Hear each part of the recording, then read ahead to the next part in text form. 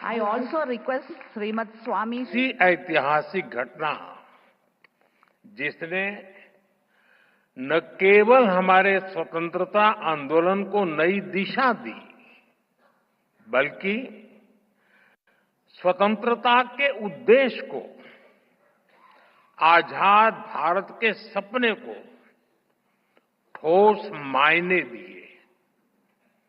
100 साल पहले श्री नारायण गुरु और महात्मा गांधी की वो मुलाकात आज भी उतनी ही प्रेरक है, उतनी ही प्रासंगिक है। इस ऐतिहासिक अवसर पर मैं श्री नारायण गुरु के चरणों में प्रणाम करता हूं।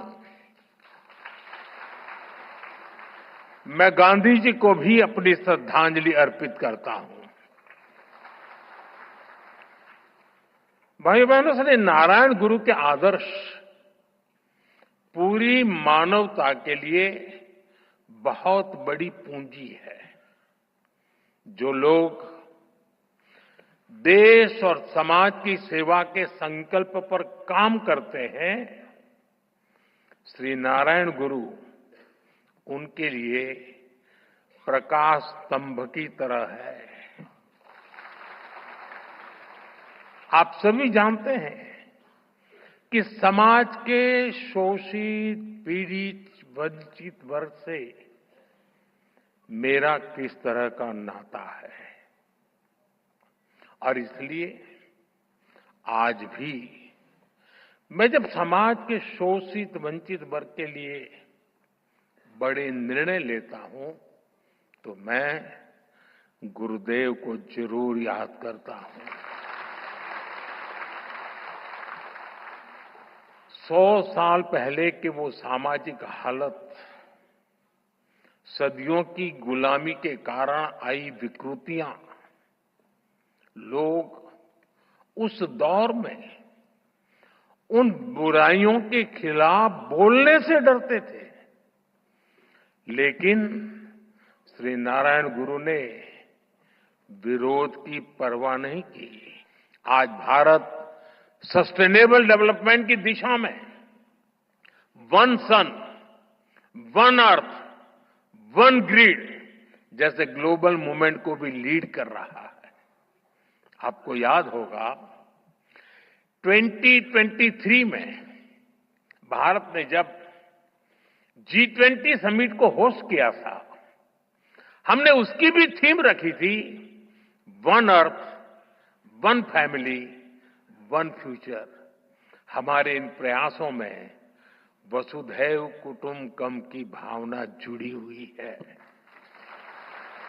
श्री नारायण गुरु जैसे संतों की प्रेरणा जुड़ी हुई है। साथियों, श्री नारायण गुरु ने एक ऐसे समाज की परिकल्पना की थी जो भेदभाव से मुक्त हो। मुझे संतोष है कि आज देश सैचुरेशन अप्रोच पर चलते हुए भेदभाव की हर गुंजाइश को खत्म कर रहा है। लेकिन आप 10-11 साल पहले की हालत को याद करिए। आजादी के इतने दशक बाद भी करोड़ों देशवासी कैसा जीवन जीने को मजबूर थे। करोड़ों परिवारों के सिर पर छत तक नहीं थी। लाखों गांवों में पीने का साफ पानी नहीं था। छोटी छोटी बीमारी में भी इलाज कराने का विकल्प नहीं। गंभीर बीमारी हो जाए तो जीवन बचाने का कोई रास्ता नहीं। करोड़ों गरीब, दलित, आदिवासी महिलाएं मूलभूत मानवीय गरिमा से वंचित थे, और ये करोड़ों लोग इतनी पीढ़ियों से इन कठिनाइयों में जीते चले आ रहे थे कि उनके मन में बेहतर जिंदगी की उम्मीद तक मर चुकी थी। जब देश की इतनी बड़ी आबादी ऐसी पीड़ा और निराशा में थी, तब देश कैसे प्रगति कर सकता था। और इसलिए हमने सबसे पहले संवेदनशीलता को सरकार की सोच में ढाला। हमने सेवा को संकल्प बनाया। इसी का परिणाम है कि हम पीएम आवास योजना के तहत करोड़ों गरीब, दलित, पीड़ित, शोषित, वंचित परिवारों को पक्के घर दे पाए। हमारा लक्ष्य हर गरीब को उसका पक्का घर देने का है। और ये घर केवल ईंट सीमेंट का ढांचा नहीं होता, उसमें घर की संकल्पना साकार होती है, तमाम जरूरी सुविधाएं होती है। हम 4 दीवारों वाली इमारत नहीं देते, हम सपनों को संकल्प में बदलने वाला घर देते हैं। इसलिए पीएम आवास योजना के घरों में गैस, बिजली, शौचालय जैसी हर सुविधा सुनिश्चित की जा रही है। जल जीवन मिशन के तहत हर घर तक पानी पहुंचाया जा रहा है। ऐसे आदिवासी इलाकों में जहां कभी सरकार पहुंची ही नहीं, आज वहां विकास की गारंटी पहुंच रही है। आदिवासियों में, उसमें भी जो अति पिछड़े आदिवासी हैं, हम उनके लिए पीएम जनमन योजना शुरू की है। उससे आज कितने ही इलाकों की तस्वीर बदल रही है। हमने दिखा दिया है कि भारतीयों का खून बहाने वाले आतंकियों के लिए कोई भी ठिकाना सुरक्षित नहीं है।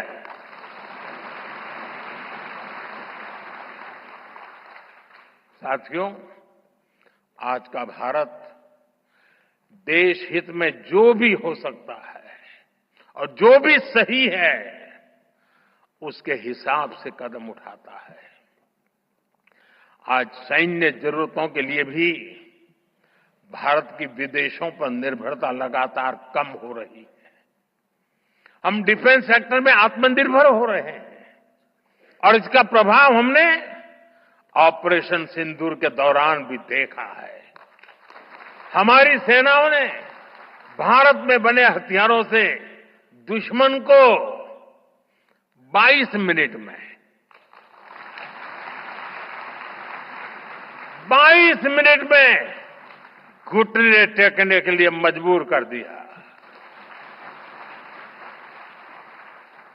मुझे विश्वास है आने वाले समय में मेड इन इंडिया हथियारों का डंका पूरी दुनिया में बजेगा।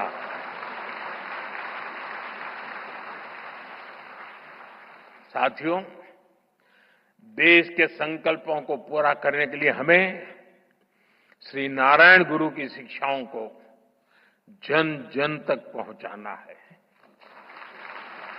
हमारी सरकार भी इस दिशा में सक्रियता के साथ काम कर रही है। हम शिवगिरी सर्किट का निर्माण करके श्री नारायण गुरु के जीवन से जुड़े तीर्थ स्थानों को जोड़ रहे हैं। मुझे विश्वास है उनके आशीर्वाद, उनकी शिक्षाएं अमृतकाल की हमारी यात्रा में देश को रास्ता दिखाती रहेंगी। हम सब एक साथ मिलकर विकसित भारत के सपने को पूरा करेंगे।